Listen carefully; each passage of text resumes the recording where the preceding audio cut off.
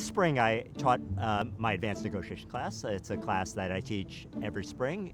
This year was a little different. We got notice about 3 weeks before the start of the quarter that we were going online. Naturally, a lot of the students had trepidations about taking basically any class online, but especially a class that they think of as being synonymous with interacting with people face to face. So surveys that I've done with alums have suggested that almost nobody negotiated through video conferencing before the pandemic. They negotiated face to face, they negotiated in phone, but they didn't negotiate in this thing that's kind of in between. And I think one of the, at least, arguments that I used for why they should take this class is that that a lot of negotiation is going to be moving online. Obviously, all of the negotiations during the pandemic, but even after the pandemic is over, it's likely that the COVID-19 is going to give a jump start to just more Zoom negotiation.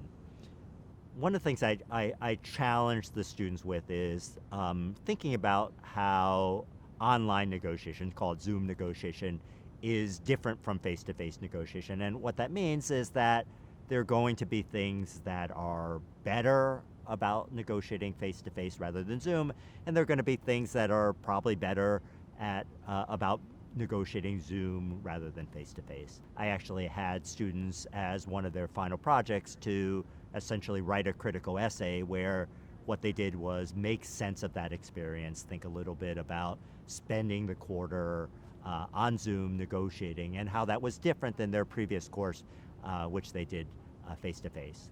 The second thing is that I gave them a list of 25 negotiation behaviors, everything from building up trust to detecting lies to staying resolute in terms of your behavior. And I asked them to evaluate whether those behaviors were equally hard or easy online and face-to-face, easier face-to-face or easier online. And on the second one, I think one of the interesting things is probably consistent with people's intuition is that Zoom negotiation was challenging. About 2/3 of the behaviors people judged as being easier face-to-face than online. But what was interesting is that there are 9 of the 25, 36% people actually thought that Zoom had an advantage over face-to-face. And I think that raises a sort of more general point, which is that I think that one of the things that's really important to do is not just to talk ourselves into the fact that this is a deficient technology that's worse than something that we ordinarily know how to do, but that it may have some advantages. And in particular, that there were a couple things that I think are both intuitive and maybe not so intuitive. The things that they thought were challenging were things like building up trust, establishing trust, communicating, and things of that sort.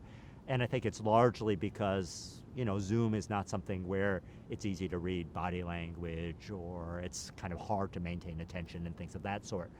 On the other hand, there were things that I thought people thought that Zoom had an advantage. So they thought it was easier to be less emotional, it was easier to be rational, it was easier to kind of stick with a plan and things of that sort. And so I think that's interesting that they felt that there were both advantages and disadvantages. And obviously, one of the things that you'd like to do is that if you were negotiating on Zoom regularly, you try to figure out, once you know what some of the disadvantages are, to kind of try to deal with those. A lot of the students had really kind of remarkable things in terms of their essays. One line that I really remember that one of the students said is that, remember that your webcam is your business attire.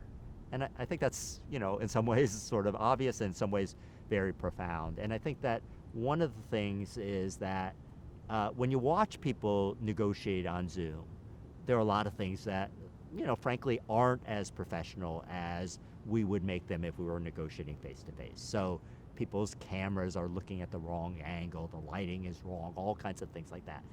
And I think many of those things are actually hard. So, when I was teaching, I spent the whole quarter, probably didn't get it right, only sort of started getting it right at the very end, where to look at the webcam in order for me to be looking at them rather than looking to the side or looking down or looking up or whatever.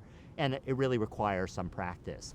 And I think just more generally, just to remember that the kind of professional appearance that you want to convey is hard to do on Zoom because it's mediated through this technology. Now, I think one advantage that Zoom has in that way is that we can actually get a lot of feedback about ourselves in a pretty natural way. And so everybody's having meetings all the time on Zoom. These meetings are easy to record. And I think that if you have permission to record them, not necessarily negotiations, you can think of them as being trial runs in some ways to see whether you're acting or projecting in exactly the professional way that you like.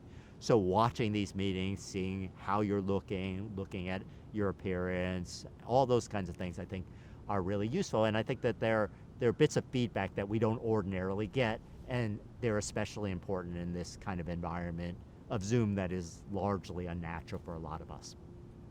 One last thing about Zoom negotiation, which I think is an advantage, which is that a lot of times what people have is they have a hard time saying certain things in negotiations, sort of having hard conversations, being tough in negotiations, saying exactly the right words.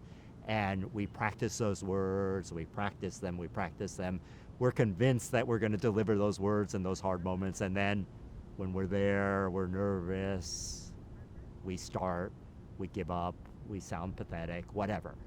And I think one advantage of Zoom over face-to-face is those words can be there. They can be on your screen. You could be reading those words in a way, hopefully, that is natural, like experienced people do when they read from teleprompters and things like that. But the idea here is that your desktop can be a form of preparation and in some ways a crutch for you in negotiation that you ordinarily wouldn't have. And I just use that as one example, but I think if you think about situations, and I encourage people to think about this, imagine that Zoom is not only as good as face-to-face, but you are a better negotiator on Zoom than face-to-face. Imagine that. Imagine that's true. How did that come about? And I think that's an exciting way to look at Zoom. And I think if you look at Zoom that way, or you look at online negotiation that way, it encourages you to really think out of the box, think about ways that you can leverage some of the advantages and some of the technological differences about Zoom in a way that actually makes you not an inferior negotiator, not be an inferior situation, but actually a situation where you do better and maybe even the negotiation on the whole goes smoother.